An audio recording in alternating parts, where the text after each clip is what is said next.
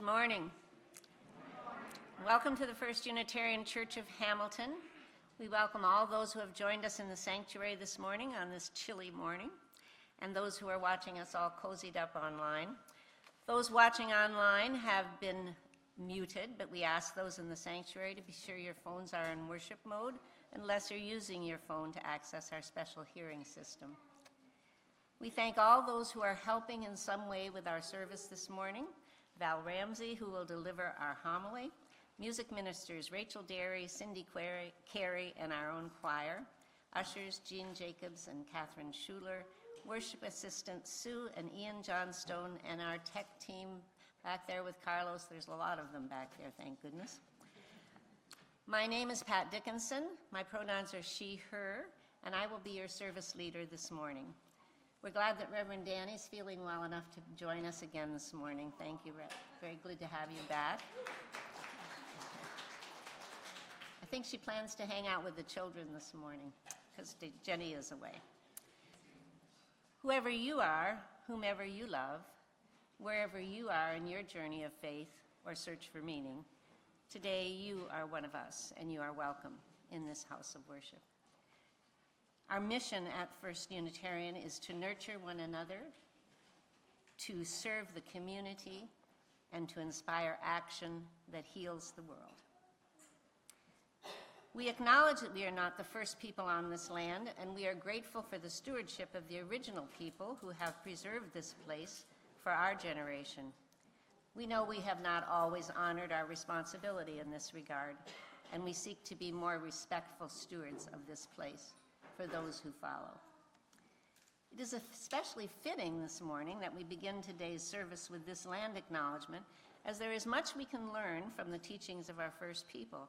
They taught us not only to respect the land, but also to honor our elders as keepers of knowledge, and to remember and respect our ancestors.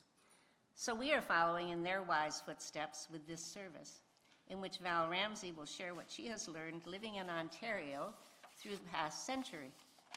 Today is part 2 of this homily, which Val began in July of the past year. But when you're 102, it's hard to squeeze your life into one 20-minute homily, never mind 2 20-minute homilies.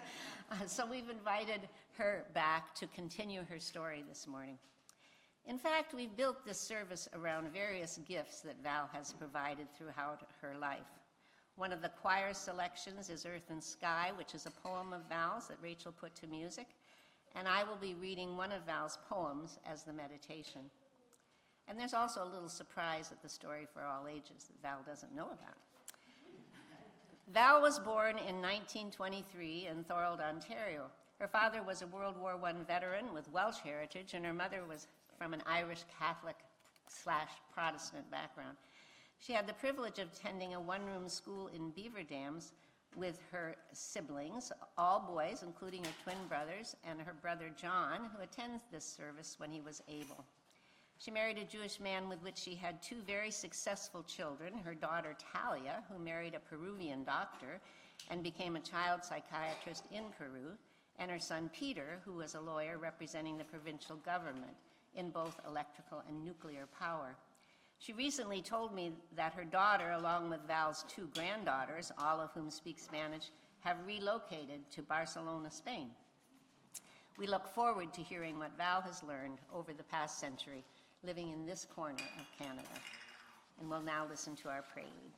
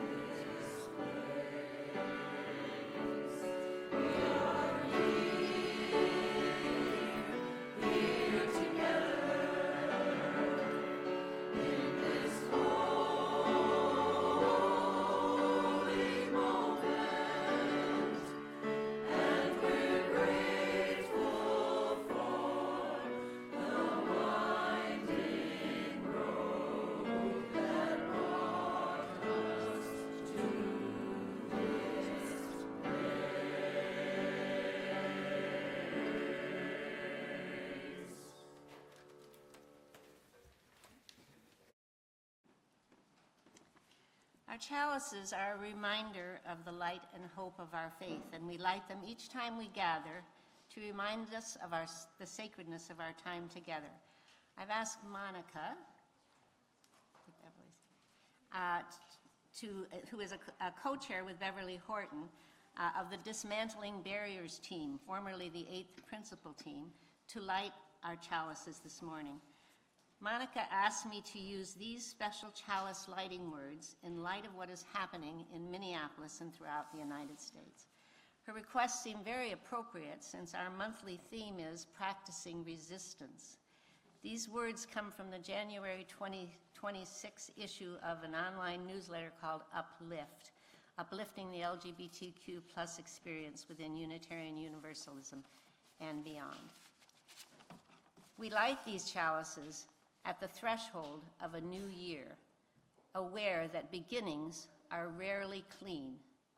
What we carry did not just fade when the calendar changed. This flame is not a signal that everything will be different now. It does not promise resolution.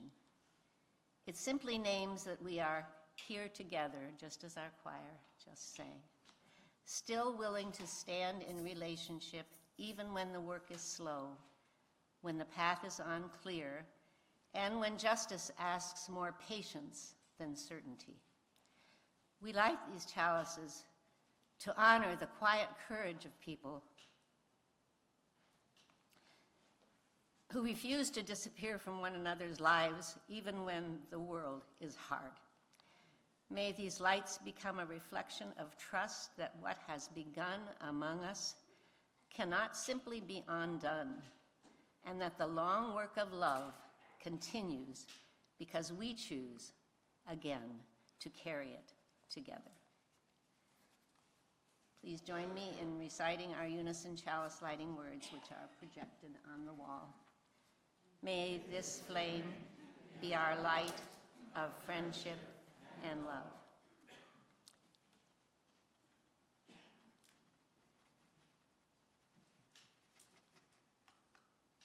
Thank you, Monica. Our story for all ages is not really a story as in book form this morning, but rather a recent memory that J.P. Morrison captured for us on video. It's appropriate for all ages because it's true, no matter what age you are, everyone loves birthdays. So here's our birthday video for all ages.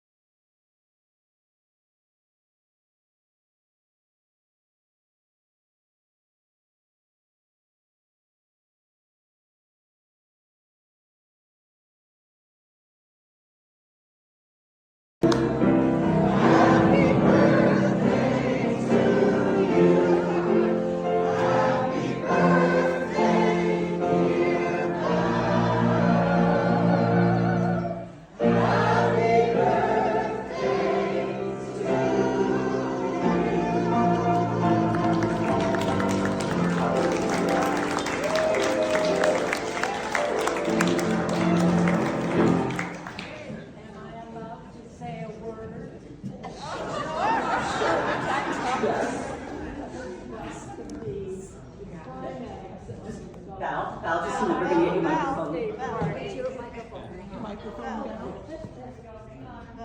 Microphone down. Rather than Val. This has got to be the 5th or 6th birthday party I've enjoyed this week. I have been very spoiled, and I've had a wonderful life. The only regret I have is that my twin brother is not here to enjoy it with me. But I have 3 other brothers. One of them you may have known, John. John last month also turned 100. And I have 2 more brothers in their 90s who are approaching 100. And I have to say, I credit it all to my mother's wonderful cooking. Way to go, Mom!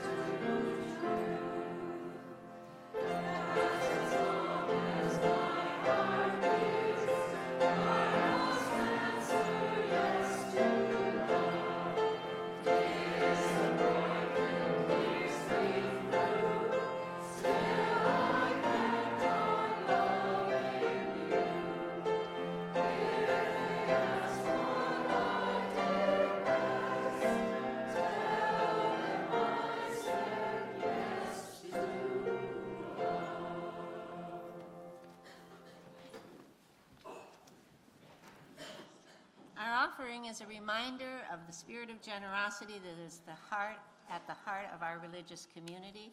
By sharing our financial resources, we ensure the continued existence of this church, and our ushers will now collect our offering while we listen to our choir sing Earth and Sky, I think.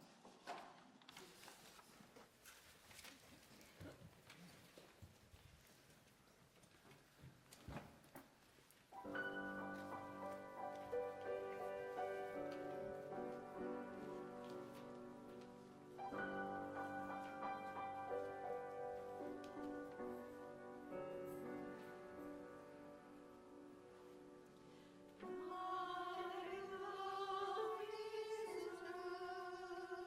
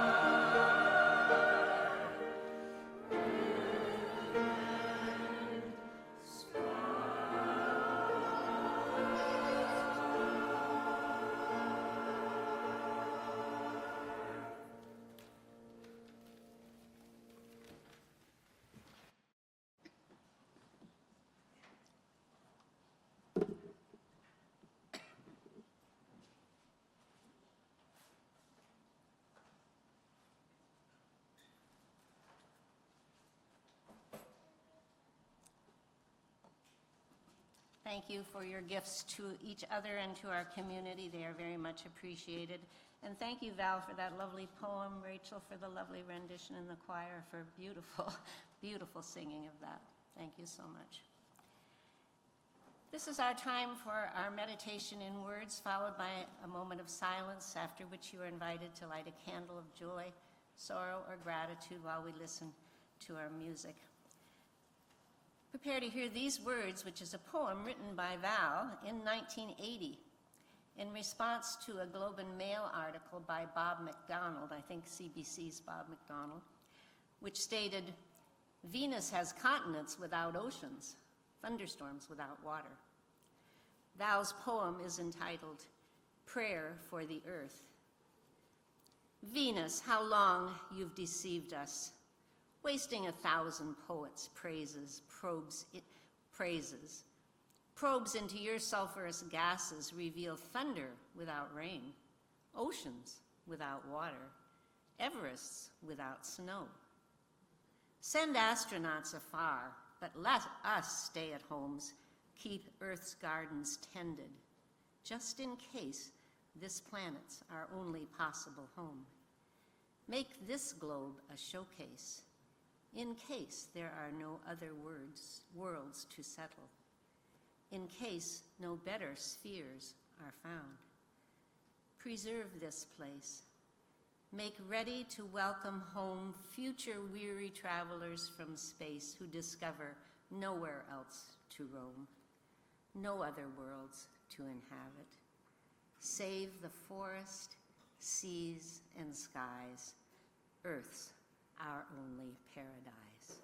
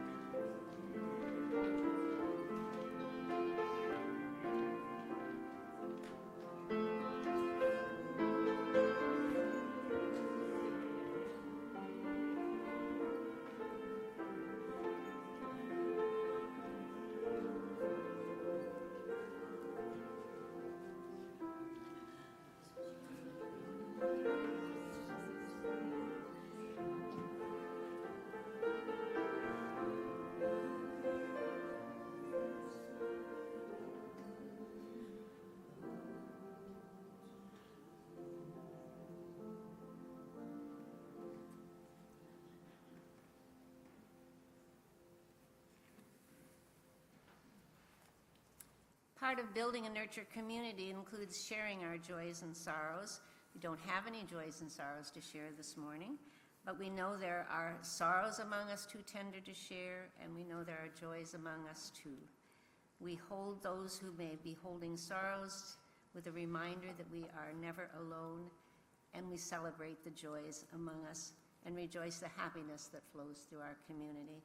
And this morning we can't do better than to offer our gratitude to Val for all the contributions she's made to us and to our community over the years she's been with us.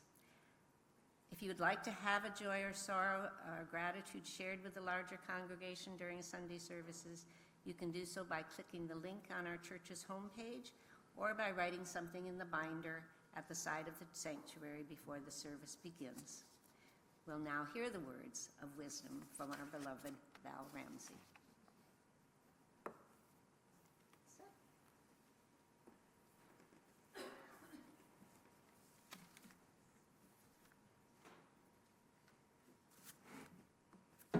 Thank you for hearing me again. I already spoken to you about my pioneer family history, but now we're at June 94, 45. After 6 years of war, there's peace. And my 2 brothers have been discharged for the Army, and the 3 of us are meeting in Toronto, very crowded with discharged troops.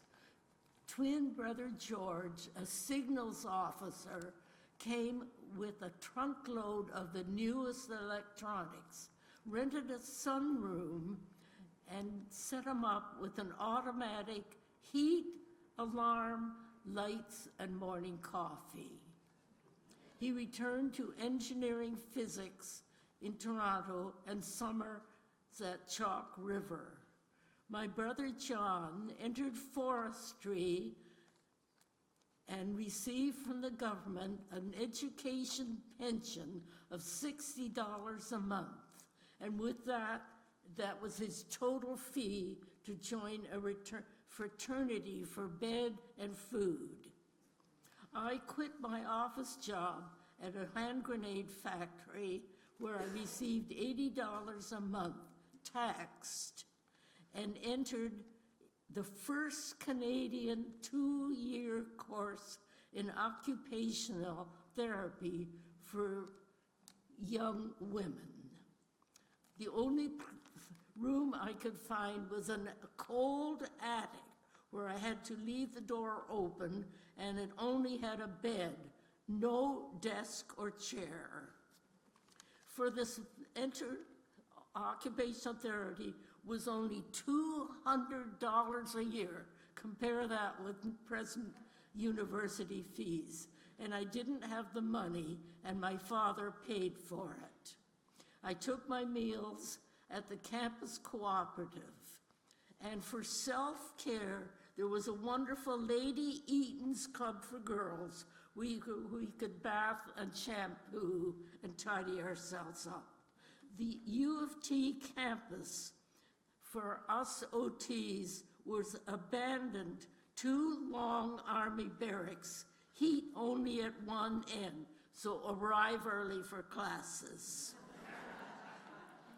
Our director, Miss Levicomte, had 100 girls to look after. We shared classes with the meds, dentists, physios, all mostly men. First class were in a smelly cadaver labs. Lectures were with skeletons and also physiology, psychology, psychiatry, and sociology. Our women craft instructors were in drawing, painting, glove making, basketry weaving, and looms. The male instructors we had all were at the local technical schools, And then we had to actually do woodwork, metalwork, pottery, and bookbinding. I loved bookbinding, and the instructor invited me for extra classes on Saturday morning. But when I got there, all he wanted to do was paw me, so I never went back. That summer, we were all not allowed to enjoy the summer or earn money, but we had to intern at the various hospitals, especially those offering free keep and meals, which ended up to be mostly Ontario's mental health hospitals. 3 of us interned at 999 King Street, West Georgia, Toronto, a famous and notorious retention house. There we reserved craft workshops, and as especially amazingly an operation to prevent the increase of venereal diseases by raising a patient's temperature to the maximum tolerable. And we 3 observed that there was another ward of young Northern Ontario women who had given birth, their babies given for adoption, and then why were the mothers kept in a mental institution? Years later, I learned that the Catholic Church lodged homeless girls to work in a church-run commercial laundry. Year 2, I was able to become a resident at Rochdale Student Co-op, where I previously had meals. Ended up with 4 girls in a large room. Our obligations were to help the cook, clean our rooms, attend meetings, and the meetings were every Friday night, games first Saturday, then amateur night, then dance, and then at the end of the month, the business meeting. Our lectures continued in all the same subjects. And we had the pleasure of touring Toronto hospitals, Toronto General Hospital and Christie Street Hospital, and we were advised to hold doors open for white coats. That's how the doctors were honored. And we were given, when we finished our 2nd year, paper patterns to make our own uniforms, which were green.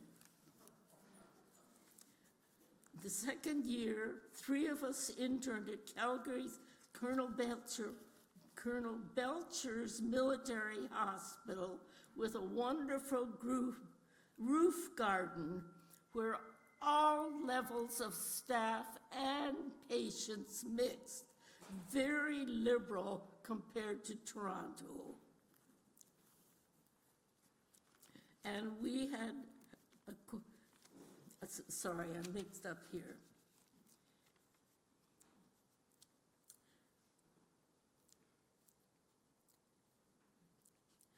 My first job was at Hamilton TB San, where crafts and projects and knitting was often taken to the patients. And from there, we also had a question. Why were Inuit babies with TB brought from their families in the north and from their language and culture to Hamilton for treatment? Could our government not build a hospital in the north? While living at Rochdale Co-op, I met my first husband, Martin Landman, who was then my boyfriend. His family were German Jews from Mannheim, Germany. And they came from, after 2 years in Amsterdam, to Toronto. Their wealth came from the fact their grandmother Herbst had designed a radical new brassiere.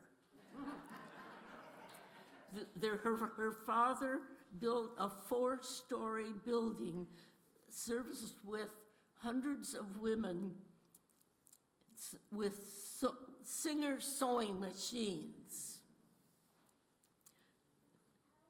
They expanded their wealth in the community. Their first daughter, Lenny attended Swiss finishing school and married Otto Wackenheim, a tobacco trader who eventually came even richer than the rest of the family.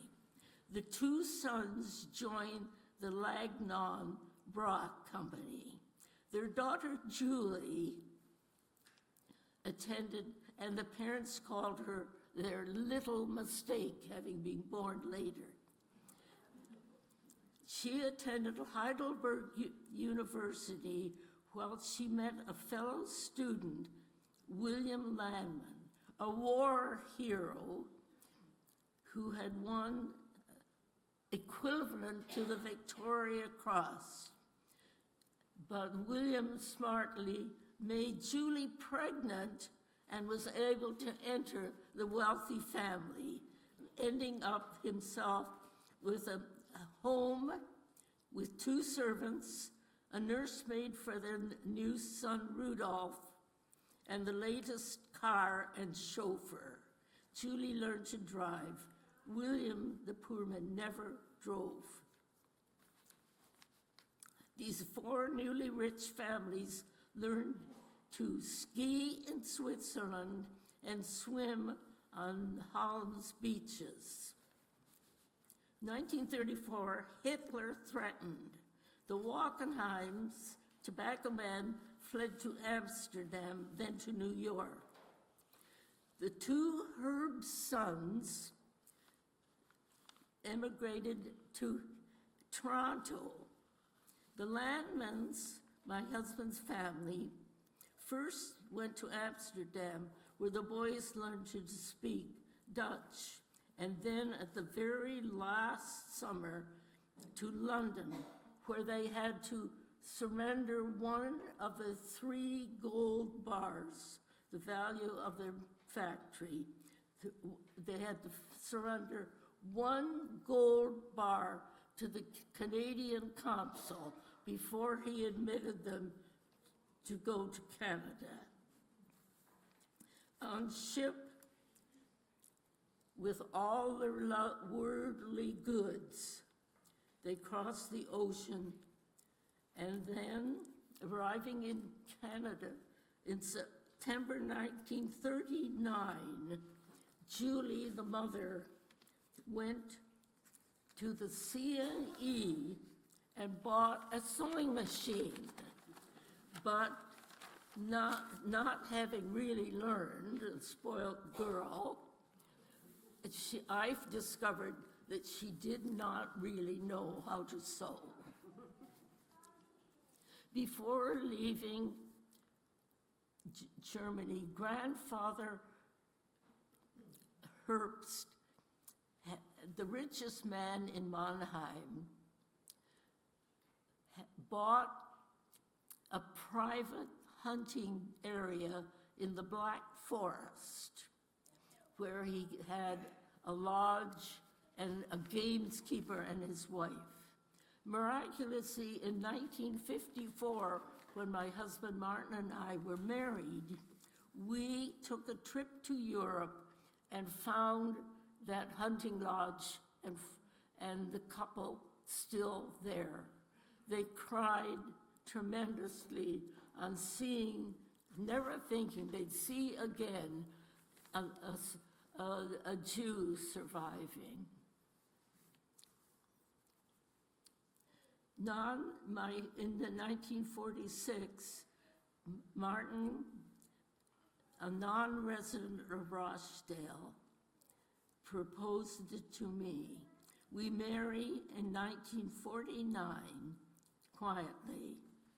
Our first apartment is 2 rooms upstairs with a kitchen and a sunroom with a bed. There were 2 other roomers with whom we shared the bathroom. Fortunately, in the spring of 1950, my in-laws decided to return to Europe to attempt to recollect their art collection, which was stored in the Rijksmuseum in Amsterdam. By fall, my husband and I were able to rent an apartment in Willowdale. And then my husband was working at Benson & Hedges advertising agency in Toronto, and I got a nursery school job at the Toronto city limits. And we started to create a group of friends, mostly from my husband's acquaintances at the CBC Radio and TV. My husband treated me to many car trips to the best hotels in Ottawa, Montreal, and Quebec City. But in the New York City, we stayed with the rich Wackenheim tobacco dealers at their residence on Central Park West. Lenny took me shopping to the top exclusive floor at Bergdorf Goodman's and bought me a full wool dress with white collar and cuffs that made me look like a schoolgirl. I was 28 years old. Soon after marrying, I noticed there was an obvious tension between my husband and his mother.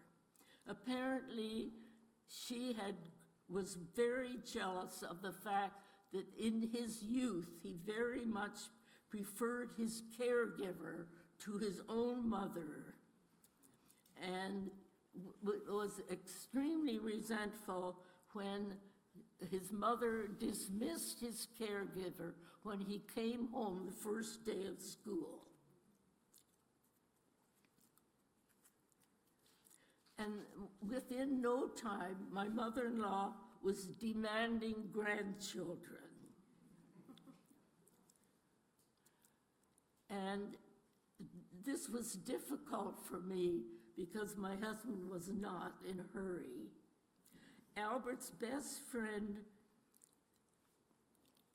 Martin's best friend Albert married my cousin Margaret, who was an extremely selfish woman, and they took advantage of us arriving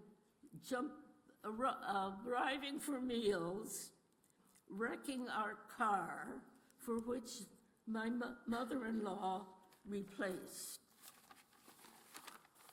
Now, the better part. My children.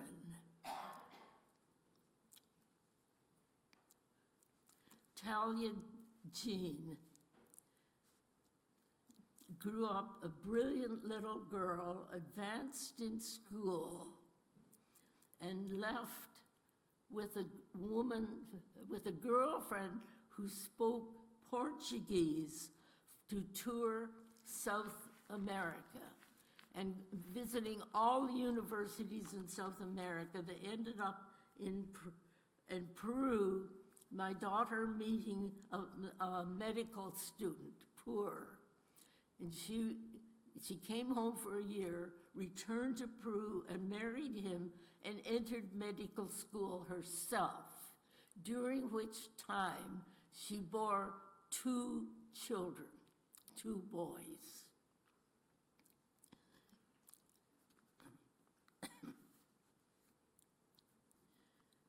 While my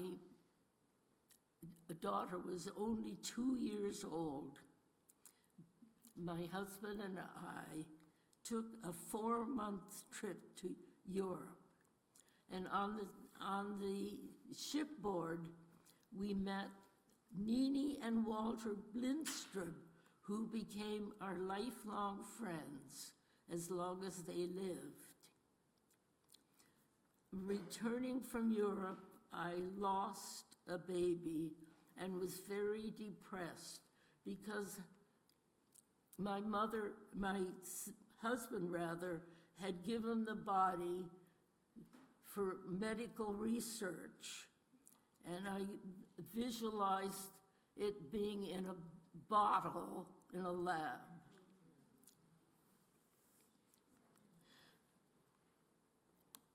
Soon my in-laws gave us a house, a new house for ourselves. But Martin was very unskilled at house maintenance and gardening and hired help. In 1958, my son Peter Clive was born. And my reward for my in-laws for bearing a son was to receive Grandma's old car, gray, everything was gray, and I took it out and had it painted bright yellow. Obviously, she was very angry with me.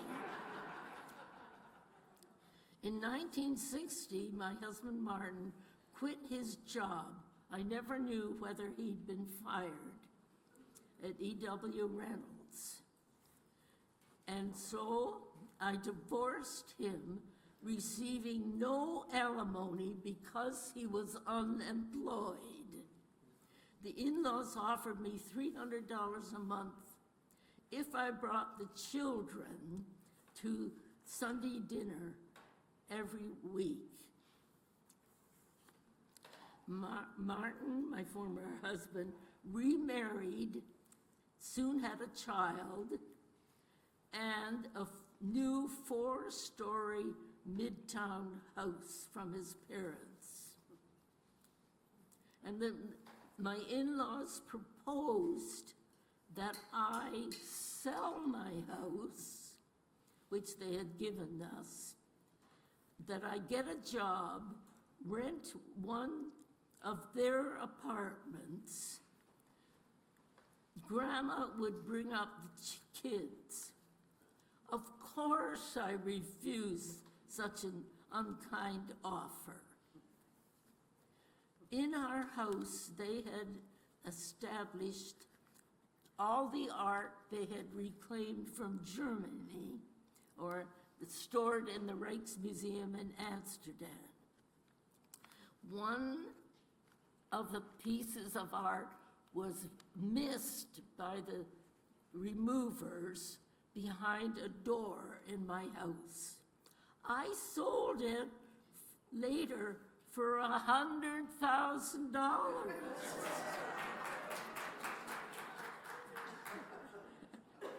I invested the money with Jack Waters, who some of you may remember from this church, and he increased my $100,000 up to $200,000 before the 1980s crash. I was set up. I remarried to the assistant director of education here in Wentworth County, but that was a mistake. He was a male chauvinist man. I'd annoyed him by starting work at St. Peter's Hospital. a convalescent hospital in East Hamilton. I was hired by Hetty Long, who later became Hetty Mogford, the head OT there, because I had often met her at conferences in Toronto, because I had continued attending OT meetings and paying my annual dues. The contractor hired to build a new St. Peter's brought it in underestimate and was hired by the board as the head administrator. And he started firing department heads and hiring younger, newer ones at less pay. When he got to dealing with the unionized employees, they went on strike. He was fired, and our newest OT, a spunky girl, stood up in the cafeteria and told him off in a very loud voice. I need a drink.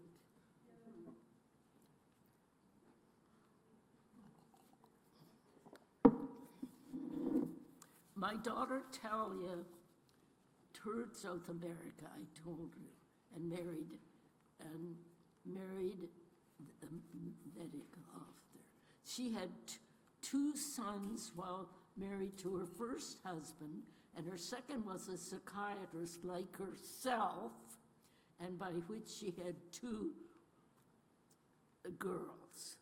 All three of them, my daughter now retired, all three of them are living in Barcelona. Miraculously, survivors of the German Holocaust, Jewish survivors up to the third generation are entitled to pensions and citizenship in Germany. And now those three women, my daughter and her two daughters, are European citizens entitled to all the social service privileges of that. So that was one of the great victories of the Jewish people after the Second World War. My son, Peter Clive, is retired now and was an English and French-speaking lawyer for Ontario's hydro and atomic plants. He's divorced, but still very good friends with his wife. Their two daughters, Anna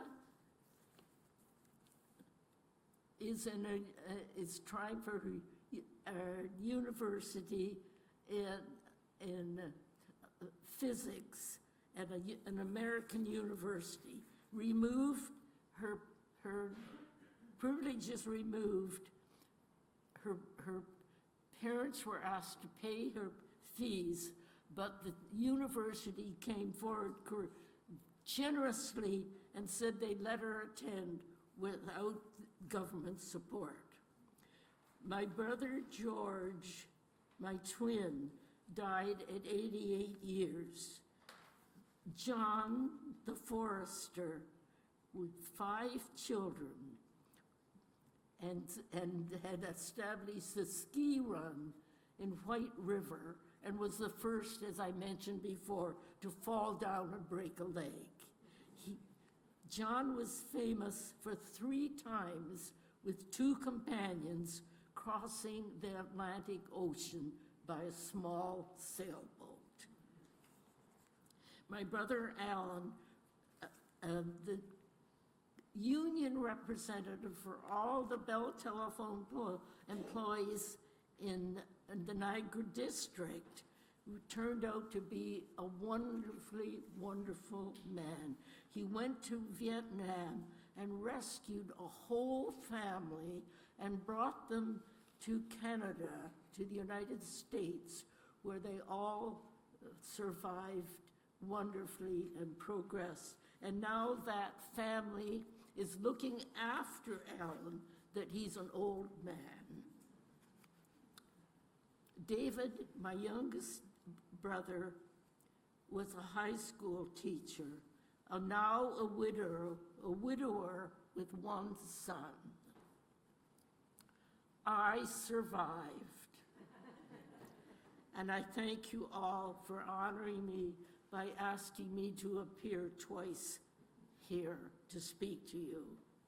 I'm okay at 102. Thank you.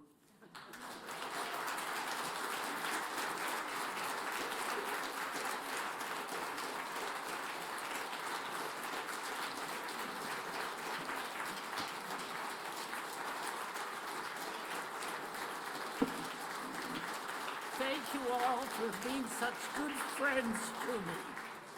I really do love this as my home. Thank you, Val. Thank you so much. That was wonderful. Thank you. What can I say? We're going to finish now with our hymn, number 300, with heart and mind. Thank you. It's in the gray hymnal.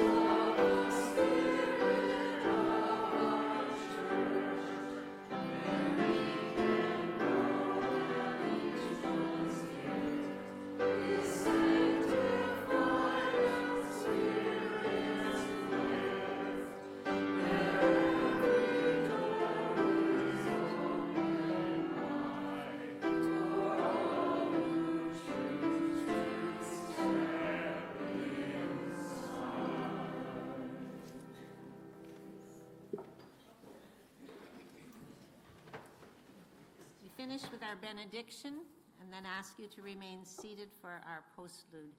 Our benediction is a reading from our hymnal, number 682, and it comes from the Navajo Indians of North America. Beauty is before me, and beauty behind me. Above me and below me hovers the beautiful. I am surrounded by it. I am immersed in it. In my youth, I am aware of it, and in old age I shall walk quietly the beautiful trail. In beauty it is begun, in beauty it is ended. And we thank you, Val, for the beauty that you have shared with us today.